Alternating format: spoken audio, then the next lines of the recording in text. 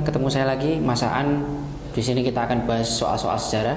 Kita mulai dari soal nomor 1. Keukenmodinger yang banyak ditemukan pada zaman Batu Tengah Mesolitikum adalah berupa option A, buah tempat tinggal, B, alat perkakas dari batu, C, tempat pemujaan di atas bukit, D, sampah dapur berupa kulit kerang, atau E, kapak batu yang mempunyai pegangan. Jawaban yang paling tepat untuk Keukenmodinger adalah option yang D, sampah dapur berupa kulit kerang.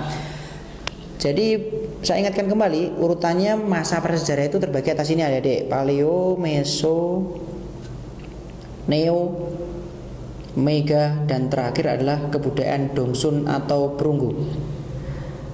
Masa yang paling awal ini batu tua, zaman Paleolitik. Di sini menggunakan dua jenis alat.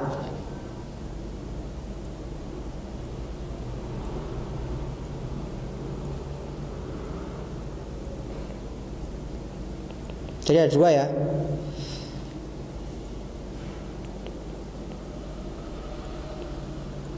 Yang pertama ada chopper, yang kedua ada alat-alat yang terbuat dari tulang. Chopper ini punya nama lain, ada kapak genggam atau kapak perimbas, nama lainnya. Jadi adik-adik harus tahu betul istilah lainnya apa. Jadi nanti kalau dibulak-balik di soal kita tetap tahu jawaban yang paling tepat apa. Ya, ada chopper, nama lainnya adalah kapak genggam atau kapak perimbas. Alat-alat yang terbuat dari batu, kemudian alat-alat yang terbuat dari tulang dan tanduk binatang Ya, untuk chopper ini identik dengan kebudayaan Pacitan.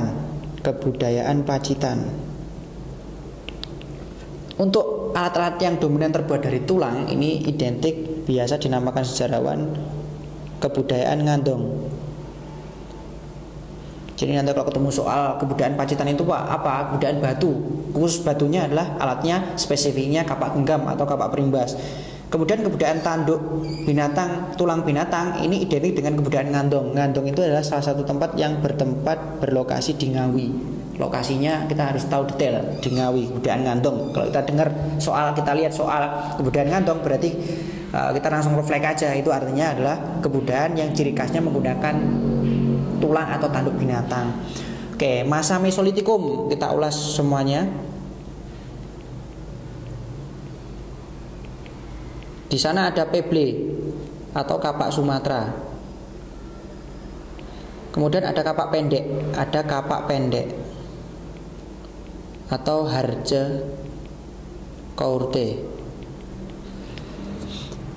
Yaitu untuk alat pada masa Mesolitikum. Ciri khas pada Paleolitikum saya tambahkan di sini, ciri khasnya adalah masih kasar alatnya, ada Dek. Masih kasar, sangat sederhana, masih kasar atau sederhana. Kemudian pada masa Meso, karena peralihan tadi, jadi masa Meso ini adalah peralihan dari Paleo ke Neo. Jadi setengah budayanya Paleo, setengah budaya Neo, baik alat maupun kehidupan. Alatnya ini semi halus, jadi mereka sudah mulai kenal diupam atau dihaluskan. Alatnya semi halus, alat teksturnya semi halus. Untuk Neo nanti alatnya sudah full halus, sudah sempurna halusnya. Oke, itu yang perlu jadi catatan. Kasar, semi halus, kemudian yang terakhir pada masa Neo sudah halus sepenuhnya, sudah diupam. Jadi diupam. Kalau kita semacam dikasih granit lah, di granit. Pisau itu untuk menajamkan di granit. Seperti itu kalau dulu diupam, ada istilahnya diupam atau dihaluskan. Oke. Pada masa Neo alatnya apa? Ada kapak persegi. Dan satu lagi ada kapak lonjong. Ada beliung persegi juga. Untuk mempermudah manusia prasejarah pada masa ini untuk melakukan aktivitas bercocok tanam. Megalitikum ada banyak alat pastinya di sini peninggalannya, ada menhir, batu yang menancap di atas tanah yang dipuja sama manusia prasejarah. Ada sarkofagus yang dominan keluar. tempat penguburan. Ada waruga.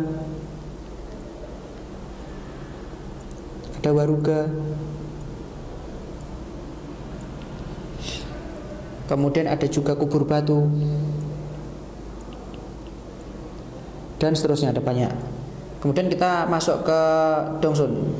Dongsun pastinya ada negara yang pasti, ada Moko, ada juga Candrasa. Peninggalan pada masa zaman perunggu. Jadi kalau Paleo Meso Neo Mega itu menggunakan kebudayaan batu, atau istilahnya kebudayaan Bakson Huabin. Ingat, budaya batu di Indonesia itu berasal dari Vietnam. Bakson Huabin. Indonesia mengenal perunggu itu berasal dari Vietnam juga, Dongsun. Dari daerah yang bernama Dongsun. Jadi awal mula budaya batu itu dari Bakson Huabin, Vietnam, dibawa berkembang sampai ke Indonesia. Kemudian juga Dongsun, keahlian teknik pengolahan perunggu juga berasal dari Vietnam juga, berlokasi di Dongsun. Satu lagi ada Sahwin Kalani. Di atas saja ada Sahwin Kalani. Jadi ciri khas Sahwin Kalani adalah teknik pengolahan gerabah. Keahlian mengolah gerabah, ada kentong, ada kendi, macam-macam teknik olahan dari barang pecah belah dari gerabah ini. Oke, itu saya rasa ada untuk pembahasan soal nomor 1. Semoga bermanfaat. Kita lanjut next ke soal berikutnya. Oke, adik-adik, kita lanjut ke soal nomor 2. Soalnya adalah pola pembukaan lahan pertanian pada manusia purba yang sudah bermukim dan bercocok tanam adalah option A, mengeringkan air, tanah dan rawa-rawa. B, menebang pohon dan membakar semak. Yang ketiga, C, saling memperebutkan lahan yang bagus. D, menggemburkan tanah pada lahan yang masih keras. Dan E, membuat parit-parit pengairan pada lahan yang tidak digarap. Mana jawaban yang paling tepat? Jawaban yang paling tepat adalah option yang B, menebang pohon dan membakar semak-semak. Itu yang mereka lakukan, manusia prasejarah lakukan ketika itu untuk pola pembukaan lahan pertanian. Jadi seperti itu polanya. Oke, adik, kita lanjut ke soal berikutnya nomor 3. Ilmu pengetahuan yang mempelajari kehidupan masa lampau manusia sebelum ada sumber tertulis adalah option A, etnografi, B, antropologi, option C, arkeologi, option D, geologi, atau option E, historiografi. Oke, kata kuncinya adalah mempelajari kehidupan masa lampau manusia. Oke, option yang A, etnografi, ilmu yang mempelajari tentang suku budaya. Makanya ada juga istilah etnosentrisme, suatu paham yang mengunggulkan suku budayanya. Itu nggak baik, menimbulkan disintegrasi perpecahan. Etnografi ini ada ilmu yang mempelajari tentang suku budaya suatu etnis.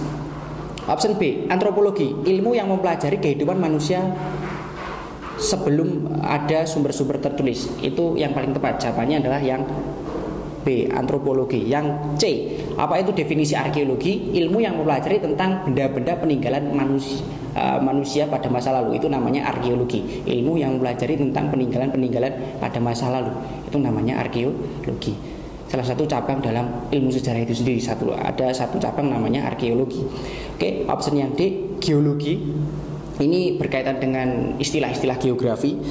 Geologi adalah ilmu yang mempelajari tentang lapisan bumi, lapisan batuan, lapisan bumi. Itu terkait tentang geologi. Salah satu cabang ilmu di geografi. Kemudian option yang E itu adalah salah satu tahapan dalam metode sejarah. Metode sejarah itu ada heuristik, verifikasi, interpretasi, historiografi. Historiografi adalah tahap yang paling akhir, tahap penulisan atau produknya, outputnya dari penulisan sejarah itu sendiri. Oke, jadi jawaban yang paling tepat kita kunci option yang B, antropologi, yang mempelajari kehidupan manusia pada masa lampau. Kita lanjut ke soal nomor 4. Soalnya adalah bunyinya kegiatan ekonomi pada masa Paleolitikum ditandai dengan ya. Jadi perlu saya sampaikan berulang-ulang biar adik-adik hafal. Paleo, Meso, Neo, Mega, dan yang terakhir adalah Dongsun atau perunggu. Tahapannya ini, Paleo, Meso, Neo, Mega, dan Dongsun atau perunggu. Oke, kehidupan kegiatan ekonomi ini mengacu ke pola kehidupan mereka. Kegiatan ekonomi itu mengacu ke pola kehidupan mereka sehari-hari. Jadi ada perbedaan dari tahapan ke tahapan, periode ke periode pada masa prasejarah. Masa yang paling awal, Paleolitikum.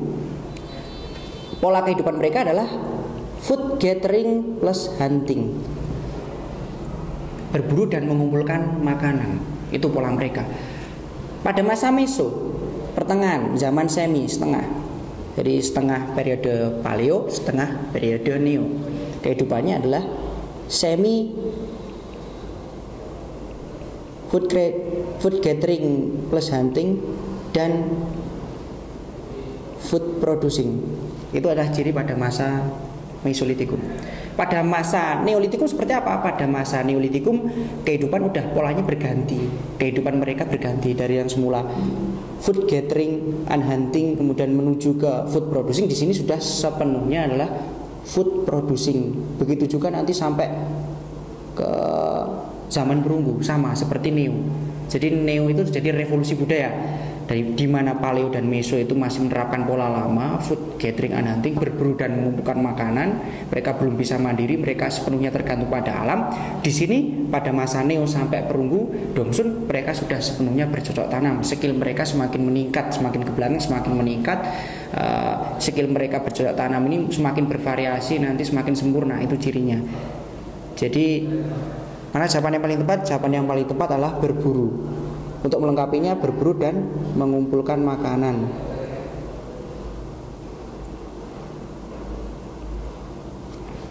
Itu ciri khas yang menonjol pada masa Paleolitik. Oke, cukup adik-adik. Kita next. Oke, adik-adik, kita lanjut ke soal nomor 5. Saya bacakan soalnya dulu. Berikut ini adalah ciri-ciri kehidupan manusia pada masa Paleolitikum. Kecuali pesan yang A, peralatan hidup terbuat dari batu dan tulang. Benar. B, sudah mengenal pola kehidupan kesukuan. C, kehidupan ekonominya berburu dan mengumpulkan makanan. Kehidupan ekonominya berburu dan mengumpulkan makanan. Benar juga. D, hidup secara berkelompok. Jelas manusia bersejarah itu kehidupan dengan pola berkelompok. Dia ada kepala suku yang terkuat yang memimpin kelompok, ada primus inter pares yang terkuat yang memimpin kelompoknya untuk mempermudah mobilitas mereka yang berpindah-pindah, melindungi mereka dari serangan hewan buas seperti itu. Kemudian yang terakhir option E adalah telah mengenal api. Pasti sudah mengenal api mereka. Tentunya dengan cara pembuatan yang sederhana, batu-batu yang dipukul-pukulkan atau kayu-kayu yang digesek-gesekkan seperti itu. Jadi jawaban yang paling tepat yang mana? Jawaban yang paling tepat adalah sudah mengenal pola kehidupan kesukuan.